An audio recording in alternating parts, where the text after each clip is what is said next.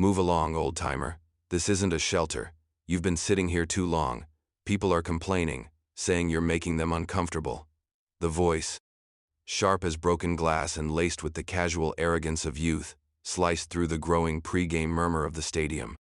Arthur Jenkins, a man whose 78 years were etched into the lines on his face like a roadmap of forgotten battles and silent griefs, looked up. His eyes, pale blue and clouded with more than just age, focused slowly on the uniformed security guard looming over him. He clutched a worn tweed flat cap in his liver-spotted hands, its fabric as familiar and comforting as an old friend. "I'm just waiting," Arthur murmured, his voice raspy, barely audible above the distant shouts of early arrivals and the rhythmic thud of a groundskeeper's equipment. The guard, barely out of his teens, puffed out his chest, the newness of his uniform still stiff. Waiting for what? The Messiah? This concourse needs to be clear. If you don't have a ticket, you're loitering, and frankly, sir, you don't look like you can afford one for these seats. The dismissal was as brutal as it was unthinking. Arthur flinched, almost imperceptibly, a tightening around his lips, a shadow passing through his eyes. He said nothing more, merely lowered his gaze back to his hands. If you believe every soul deserves dignity, that respect isn't earned by the cut of one's clothes but by the content of their character, comment respect now. Arthur Jenkins was a man of quiet habits and even quieter sorrows. His small, meticulously tidy apartment on the city's edge was a testament to a life lived with precision, even in near poverty. Few visitors crossed its threshold. His days were measured by the chiming of an old mantel clock, a relic from a happier time, and the slow progression of sunlight across his threadbare armchair. The stadium, however, held a peculiar draw for him. It wasn't the roar of the crowd or the thrill of the game that pulled him here on days like this. It was something deeper, a confluence of memory and duty. His late Martha had loved the energy of this place, the sense of community. But for Arthur, it was more. It was a place of echoes, echoes of camaraderie, of anthems sung with a full heart, of promises made and kept. Today, especially, there was a pull, an almost physical urging to be present, to bear witness. He wore his best, though admittedly old, trousers and a darned woolen sweater beneath a thin, faded jacket. It was clean, meticulously brushed, but it couldn't hide the wear of years, the subtle scent of mothballs and loneliness. He wasn't trying to get into the game. He had chosen this spot, a concrete ledge near a less used entrance gate, precisely because it was out of the way, unassuming. He wasn't seeking attention, only a moment, a specific moment he felt compelled to observe. Around him, the stadium pulsed with life. Fans in bright jerseys streamed past, their laughter and excited chatter a stark contrast to Arthur's stillness. He watched them, but his gaze was distant, as if seeing through them to something else, some other time, some other gathering. He was an island of patient resolve in a sea of boisterous anticipation. He was waiting, as he had waited many times in his life, for a signal, for a call, for the world to turn its attention, however briefly, to something that mattered. The first security guard, the one with the impatient voice, whose name tag read Chad, circled back. He'd clearly been stewing, or perhaps emboldened by the lack of resistance. "Sir, I told you, you need to move. We've had more complaints. You're blocking the flow, even if you think you're out of the way." Chad's tone was laden with officious self-importance. Arthur looked up again, his expression unchanged, a mask of weary patience. "I am not in anyone's way, son. I am simply sitting here. I won't be long." His voice was low, almost apologetic, yet held a sliver of something unyielding. "It's not about long, it's about now." Chad snapped, his face reddening slightly. "This is private property. No ticket, no entry, no loitering. It's simple. Are you going to move, or do I have to make you?" The threat hung in the air, ugly and disproportionate. Arthur's hands tightened on his cap. He felt a familiar weariness settle over him, the kind that came from years of being overlooked, underestimated. He had faced down men with guns and stared death in the eye without flinching. Yet the casual cruelty of this boy guard pricked at an old wound. He wasn't looking for a fight, not anymore. He just needed a few more minutes. "Please," he said, the word a soft exhalation. "Just a little longer." Chad scoffed, then spoke into the radio clipped to his shoulder. "Kyle, need you at Gate C. Got a stubborn one here. elderly male, refusing to vacate. Might need to get supervisor involved if he doesn't cooperate. He looked back at Arthur with a smirk. Your choice, old man. Easy way or the hard way. The air grew colder around Arthur, despite the growing warmth of the afternoon sun. He remained seated, a small, stubborn rock against which the tide of youthful impatience was breaking. Kyle arrived, swaggering slightly, projecting an air of someone who relished minor confrontations. He was bigger than Chad, with a buzz cut and a gaze that seemed permanently set to intimidate. All right, Grandpa, what's the issue here? Chad says you're being difficult. His voice was a low rumble, designed to cow. Arthur didn't even look up this time. He seemed to shrink further into himself, the weight of their judgment pressing down on him. I'm just waiting, he repeated, his voice barely a whisper now, as if the effort of speaking was too much. Yeah, waiting for a free show, maybe? Kyle sneered. Look, we're busy. People are paying good money to be here. You're an eyesore. Time to go. He took a step closer, and Chad mirrored him on the other side. They were flanking him now, a deliberate show of force. Sir, please. Arthur tried again, his voice cracking slightly. It's important. Just a few more minutes. Before Kyle could escalate further, a sterner voice cut in. What seems to be the problem here, officers? Miss Evans, the sector supervisor, had arrived. She was a woman in her late 40s, her expression tight, her uniform impeccable. She exuded an aura of no-nonsense efficiency. Chad quickly explained the situation, painting Arthur as a vagrant deliberately causing trouble. He says he's waiting, ma'am, but he won't say for what. Been here for ages, making people uneasy, refuses to leave. Miss Evans fixed Arthur with a cold, appraising stare. Sir, she began, her tone clipped and devoid of warmth. My officers have politely asked you to leave. You have no ticket. You are on private property without authorization, and you are, by your own admission, not here for the event. You've been sitting here far too long, and frankly, you are causing a disturbance to our paying patrons. If you do not vacate the premises immediately, we will have no choice but to escort you out. Am I making myself clear? The implied disturbance was simply his presence, his age, his worn clothes. He was an inconvenience, a piece of litter to be swept away before the real spectacle began. Arthur finally lifted his head, a profound sadness in his eyes. He seemed to deflate, the last bit of fight ebbing away. With a sigh that seemed to carry the weight of decades, Arthur finally spoke, his voice surprisingly steady, though quiet. Perhaps, he said, looking directly at Miss Evans, perhaps you could contact General Thompson, General Marcus Thompson. He might understand why I am here. He gave a unit designation, a string of letters and numbers that sounded highly specific, almost like a code. Chad snorted derisively. General Thompson? Oh, sure, and I'm the president. Nice try, old man. Kyle chuckled. Miss Evans, however, paused. There was something in Arthur's unwavering gaze, a flicker of an authority that belied his appearance, or perhaps it was the sheer unlikelihood of the request that gave her a moment's hesitation. She prided herself on her judgment, on her ability to read situations. This one felt off. Sir, she said, her tone softening almost imperceptibly. That's a rather unusual request. I'm not sure that's possible. But before she could dismiss it entirely, Chad, eager to show initiative or perhaps to further ridicule Arthur, pulled out his own phone. You know what? I'll do it. I'll call the Pentagon, ask for General Thompson. What's his favorite color while I'm at it? He was tapping at his phone with theatricality. Just as he was about to dial a random number, a different kind of commotion rippled through the nearby VIP entrance. A sleek black sedan with government plates had pulled up smoothly to the curb, a place usually reserved for team owners or city dignitaries.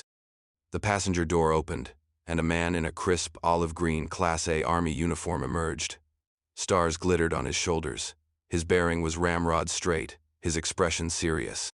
It was, unmistakably, a high-ranking military officer. He scanned the area briefly, his eyes sharp and observant, clearly looking for someone or something specific. It was General Marcus Thompson, scheduled to be part of the pre-game flag ceremony and to honor a local hero. His presence commanded instant attention. General Thompson's gaze swept over the milling crowd, then sharpened, focusing with an almost physical intensity on the small, huddled group by Gate C. He recognized the stooped shoulders, the familiar shape of the head, even from a distance.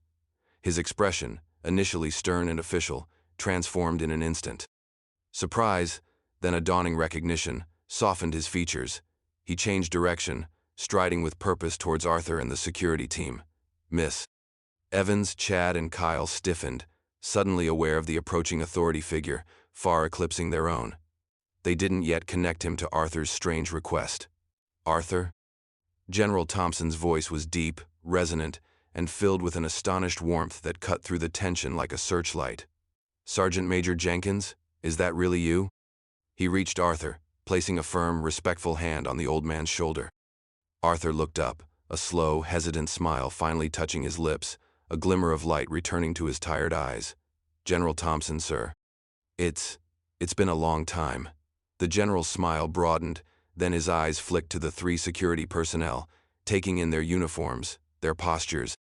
The lingering smugness on Chad's face now rapidly curdling into confusion. His expression hardened instantly. What is going on here? He demanded, his voice dropping to a low, dangerous timbre that brooked no evasion. Miss Evans stepped forward, flustered. General, sir, this gentleman we were just asking him to move along. He doesn't have a ticket, and he was causing a slight obstruction. The general's eyes narrowed. He looked from Miss Evans to Chad and Kyle, then back to Arthur, whose worn clothes and frail appearance seemed to tell a story the security team had completely misread. Obstruction? General Thompson repeated, his voice laced with disbelief and a rising anger. He turned fully to the three stadium employees, his presence suddenly immense, his 4 stars seeming to blaze. Do you have any earthly idea who this man is? He thundered, his voice echoing slightly in the concrete concourse. Chad and Kyle visibly paled. Miss Evans's composure began to crumble. This, General Thompson declared, his voice ringing with power and profound respect, gesturing towards Arthur, is Sergeant Major Arthur Jenkins. He served this country with valor and distinction for 32 years. 32 years. He has faced enemy fire in 3 wars. He has saved more lives than you've had hot dinners. He is a hero. A genuine American hero. The security guards looked as if they'd been struck by lightning, their faces drained of all color. Miss Evans' mouth opened and closed, but no sound emerged. The casual arrogance, the dismissiveness, had vanished, replaced by a dawning, sickening horror. General Thompson let his words hang in the air for a moment, the silence thick with the guards' unspoken shame. He then continued, his voice softer now but no less impactful, drawing the attention of nearby onlookers who had begun to gather, sensing the unfolding drama. Sergeant Major Jenkins isn't just any veteran, as if that weren't enough. He stated, his gaze sweeping over the stunned faces of the security team and then to the curious crowd. He isn't just a man who served. He's here today for a very specific, a very profound reason. You see, the pre-game ceremony, the presentation of the colors, the singing of our national anthem, today, all of it, it's being played, being presented, in his honor. A collective gasp rippled through the small crowd. Miss Evans looked like she might faint. Chad and Kyle seemed to shrink, wishing the ground would swallow them. Arthur Jenkins. The general continued, his voice now filled with a deep, resonant pride, is being recognized today for an act of extraordinary valor during his final tour, an act that saved his entire platoon under overwhelming enemy assault, an act for which, due to the chaos of war and subsequent classified debriefings, he was never publicly decorated, until now. He wasn't sitting too long, as you so callously put it. He wasn't loitering. He was waiting, patiently and humbly, as is his way, for his country to finally, formally, remember and acknowledge his sacrifice. Just then, as if on cue, the stadium's powerful announcement system crackled to life. The announcer's voice, rich and sonorous, boomed across the entire venue. Ladies and gentlemen, honored guests, please rise and direct your attention to the field for the presentation of our nation's colors and the singing of our national anthem. Today, we have the distinct privilege of doing so in the presence and in honor of a true American hero, a man who exemplifies courage, sacrifice, and quiet dignity, Sergeant Major Arthur Jenkins. A brilliant spotlight, as if guided by an unseen hand, swung from the field and found the small group at Gate C, illuminating Arthur Jenkins in its bright, unforgiving beam. He blinked, momentarily disoriented, as the weight of the moment, the sheer, unexpected magnitude of it, finally began to settle upon him. He had known something was planned, a small mention perhaps, but not this public stadium-wide recognition. The transformation was instantaneous and profound. The security guards, Chad and Kyle, stood frozen, their faces monuments to mortification and dawning comprehension. Miss Evans, her professional composure shattered, stammered a series of incoherent apologies, her words tripping over themselves. "General, we had no idea. Oh, Mr. Jenkins, I am so profoundly sorry, so deeply ashamed." General Thompson cut her off with a curt wave of his hand, his expression softening slightly as he turned back to Arthur. "Come, Sergeant Major," he said gently, his voice filled with a warmth that enveloped the old soldier. "Let's get you to your seat. You have a nation waiting to honor you." He offered his arm, and Arthur, looking dazed but with a newfound light in his eyes, slowly, almost uncertainly, took it. As they began to move towards a special access tunnel leading to the field, the entire section of the stadium nearest to them, those who had witnessed or overheard the exchange, erupted into spontaneous applause. It started as a ripple, then grew into a wave, a heartfelt ovation that followed Arthur and the general. On the field, the honor guard marched into position, flags held high. The singer for the anthem stood ready, but all eyes, it seemed, were on the small, frail figure of Arthur Jenkins, now standing a little straighter, his worn cap clutched to his chest, as General Thompson guided him to a place of honor near the players' sideline. The announcer's voice had conveyed the essence of Arthur's story, and a murmur of respect and awe spread through the tens of thousands gathered.